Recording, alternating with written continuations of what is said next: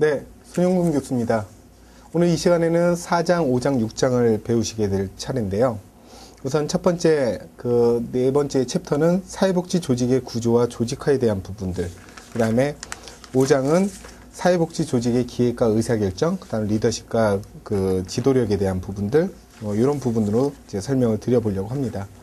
자, 이번 시간에 중요한 부분들은 사회복지 조직 안에서 구조화된 부분들, 조직화된 부분들이 무엇이 중요할지에 대한 그런 내용들이죠.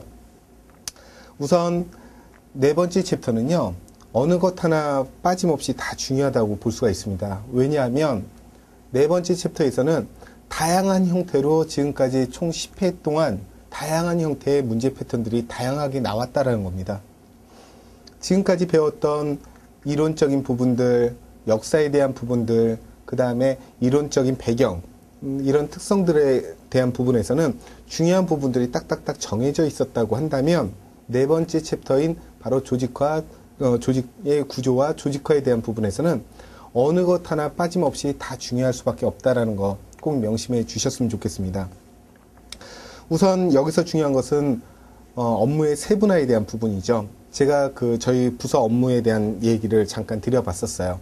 그런데 중요한 것은 뭐냐면 각각의 세분화가 돼 있으면 그 한 분야에서는 전문가가 될 수 있지만 다양한 사업 영역을 모든 것들을 다 아울릴 수가 없다라는 맹점이 있다라는 거 말씀드렸죠. 그 다음에 조직 나름대로를 볼 때 이제 직권화하고 분권화에 대한 내용들이 있습니다. 어떤 조직은 직권화가 더 유리한 조직이 있을 테고요. 어떤 조직은 분권화, 즉 그 권한이나 이런 내용들을 부하 직원들, 하급 직원들에게 위임을 해주는 그런 분권화가 필요한 그런 조직들도 있겠죠. 그 다음에 매트릭스 조직에 대한 부분들, 기본적으로 수직적인 조직에 수평적인 조직들이 같이 혼용되어 있는 그런 조직을 매트릭스 조직이라고 얘기합니다. 그 다음에 조직의 어떤 구조, 그 중에서 조직의 분화에 대한 부분들 말씀드려 보려고 하고요. 이런 부분들이 출제가 많이 되고 있습니다. 또한 공식적인 조직하고 비공식적인 조직들, 그 다음에 이런 것들을 상호 비교할 수 있는 내용도 알아두셔야 되겠고요. 그 다음에 비공식적인 조직의 순기능이 무엇인지 또는 역기능은 또 무엇이 있는지에 대한 부분도 알아두시면 되겠습니다.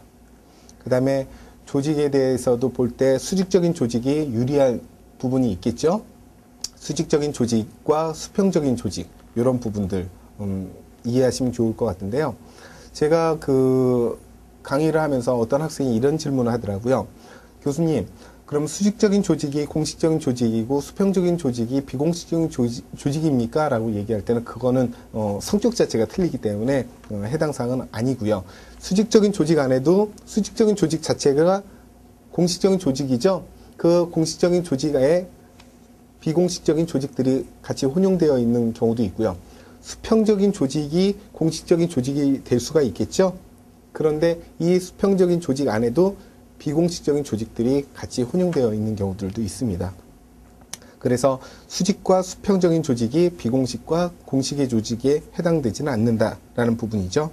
그 다음에 다양한 조직의 어떤 유형들이 있을 겁니다. 그런 부분들, 그 다음에 조직 구조를 설계하는 그런 요소들이 있습니다. 직무를 설계하거나, 그 다음에 직무를 분화시키거나, 이런 부분들, 그 다음에 마지막으로 이사회하고 위원회에 대한 부분이 중요하다고 말씀드릴 수가 있겠죠. 그래서 지난해까지는 총 4문제가 출제가 되었고요. 보통 이제 한 문제에서 4문제까지 출제가 되었습니다. 평균 한 3문제 정도 출제가 된다, 이렇게 보시면 될 것 같습니다. 우선 첫 번째, 잘 틀리는 문제입니다.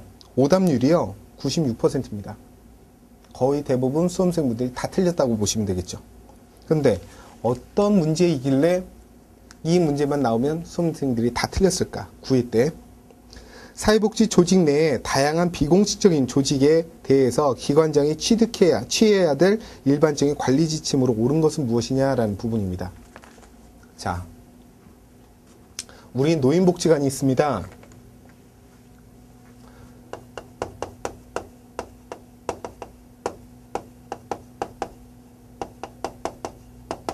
손영근 노인복지관이 있어요. 이 손영근 노인복지관은 공식일까요? 비공식 조직일까요? 공식적인 조직이겠죠? 그런데 이 공식적인 조직은 아마도 제가 이제 공직에 있다 보니까 이렇게 해갖고 노인복지관의 관장으로 가게 됐어요. 그러니 그 공무원 조직이나 이런 조직들은요, 기본적으로 수직적인 위계 구조를 갖고 있죠.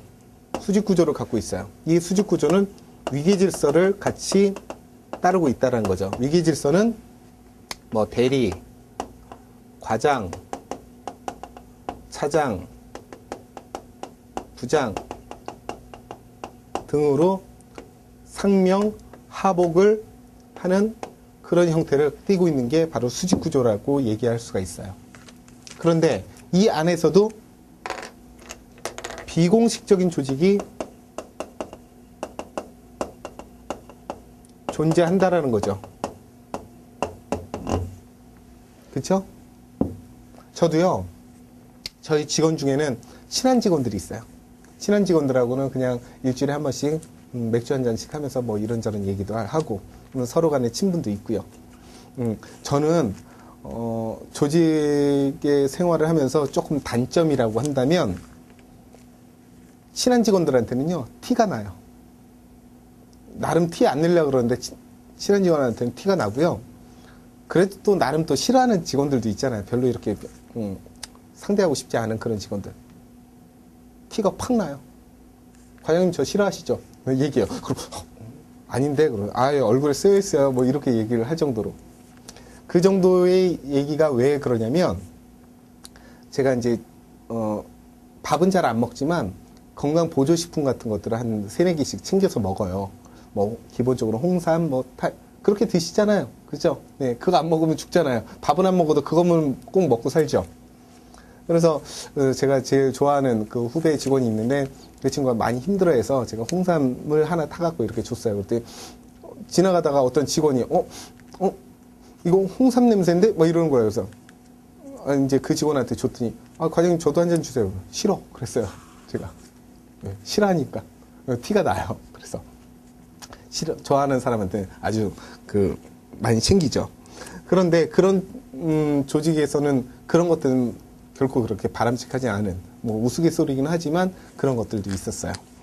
그런데 여기서 얘기하는 사회복지 조직 안에서 다양한 비공식적인 조직들이 존재하게 되는데 이럴 때 기관장이 취해야 될 어떤 일반적인 관리 지침 무엇일까에 대한 부분입니다.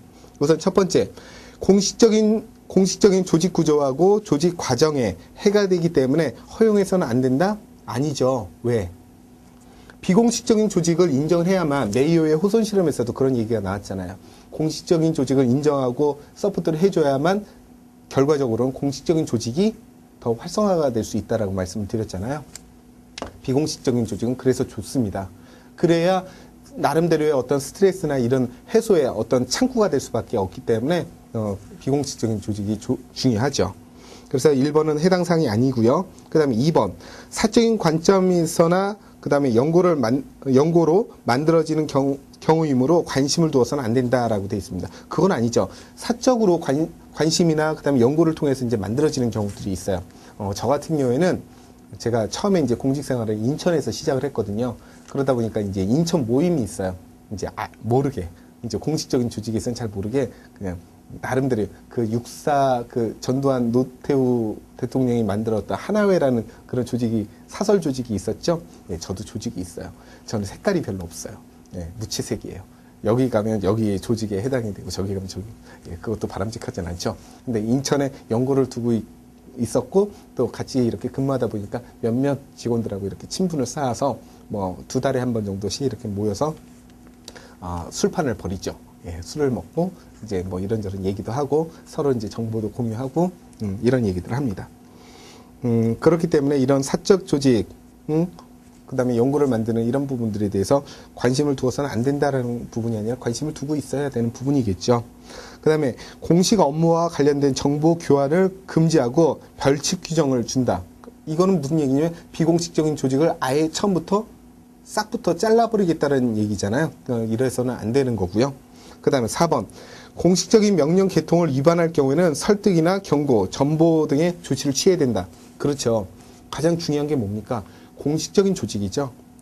공식적인 조직 속에서 비공식적인 조직이 있어야 되는 것인데 이런 비공식적인 조직이 공식적인 조직을 와해시키려고 험담을 하거나 또는 비공식적인 조직을 통해서 공식화된 조직들을 이렇게 뒤집거나 이런 경우가 만약에 사전에 모의를 한다든가 준비를 한다든가 뭐 이런 부분들이 발각이 된다면 분명히 설득을 시키고 그걸 통해서 경고나 어떤 응당한 처분을 줘야 되겠죠. 그것이 하나의 예가 두 번이 있었죠. 5.16 쿠데타하고 12.12 사태가 있었죠. 전두환 전 대통령이 하나회라는 육사 모임을 만들고 그 육사 모임이 대한민국이라는 정권, 공식화된 정권을 완전히 들어엎는 상황들이 오게 된 거죠. 그거는 절대 바람직하지 않은 그런 부분들이라고 볼 수가 있습니다. 그럴 때는 기관의 기관장은 이렇게 설득과 경고와 그 다음에 전보 처분을 해야 되는 필요가 마지막에는 있을 수 있을 거라고 보여집니다. 그 다음에 5번 비공식 조직을 통해서 공식적인 의사결정에 대체하도록 허용한다? 아니죠. 비공식적인 조직에서 나온 의견들을 충분히 수렴할 수는 있겠지만 이 비공식적인 조직에서 나온 의견이 공식화된 조직에 허용이 돼서는 안 되겠죠. 그렇겠죠? 그래서 1번, 2번, 3번, 5번은 잘못된 표현이고요. 만약에 4번이 정답이 되겠습니다. 자, 그러면 잘 나오는 문제. 업무 세분화로 인해서 발생되는 직원들의 문제에 조직이 대처하는 방식으로 적절하지 못한 것은 무엇이냐라고 되어 있습니다. 자, 업무를 세분화시킨다. 그런데 그걸로 인해서 발생되는 직원들의 문제.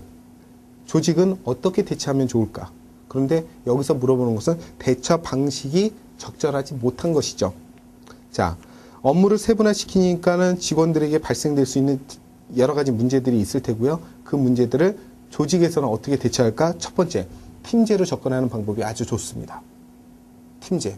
팀제는 뭘까요?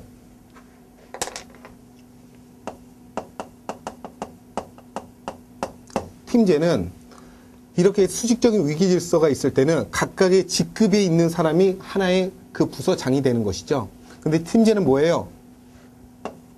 능력에 따라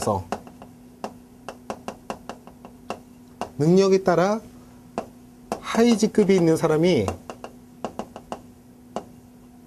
구성원도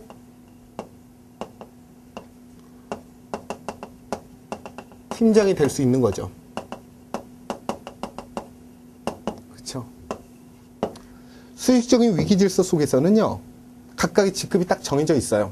정해져 있기 때문에 내가 그 상위 직급으로 가지 않는 이상은 내가 거기에 각 사업 부서의 부서장이 될 수는 없어요. 팀제는요, 여기 이 팀 안에는 과장도 있고 차장도 있고 대리도 있고 하지만 그 중에서 능력이 있는 사람이 팀장이 될 수 있는 거예요. 그러니 여기서는 그 업무를 세분화시켜서 발생하는 여러 가지 직원들의 문제를 오히려 조직에 대처할 수 있는 방법은 과장도 팀장을 만들어주는 거예요. 그러면 물론 차장의 입장에서 봤을 때는 기분이 나쁠 수는 있겠죠. 하지만 기분이 나쁜 것은 그 개인의 개인적인 감정일 뿐이고 오히려 조금만 시간이 지나면 차장이 내가 너무 좀 소극적으로 행동을 했나? 내가 능력을 좀 더 키워야겠다라는 어떤 동기부여가 될 수도 있고요. 과장의 입장에서 봤을 때도 나한테 이런 팀장의 직책을 그럼 더 열심히 해야겠네? 라는 생각. 대리 입장에서는 내가 대리인데 과장만 되더라도 내가 팀장이 될 수 있구나. 나도 그럼 저 과장님처럼 더 열심히 능력을 만들어서 내 어떤 자리를 만들어야겠다라는 동기부여의 형태가 될 수 있다는 것이죠. 그 다음에 두 번째, 사례관리. 사례관리도 이렇게 직원들이 발생될 수 있는 여러 가지 문제들을 조직이 대처할 수 있는 하나의 방법이 바로 사례관리라는 겁니다. 사례관리를 통해서 서로 간에 정보 교환을 하고 그 사례가 어떻게 내 의견만이 다 중요한 것이 아니라 다른 사람의 조직 구성원들의 의견도 들어보면서 내가 미처 생각하지 못했던 부분들도 찾아갈 수 있는 부분이기 때문에 그러면 사례를 옹호하는 부분들, 그 다음에 직무를 순환시켜주는 부분들도 하나의 좋은 방법이 되겠죠. 왜? 업무를 세분화해서 일을 하다 보면 그 업무에는 장점이 될 수 있고 전문가가 될 수 있지만 그 업무를 2년, 3년, 4년, 5년씩 하다 보면 매너리즘에 빠지게 되겠죠.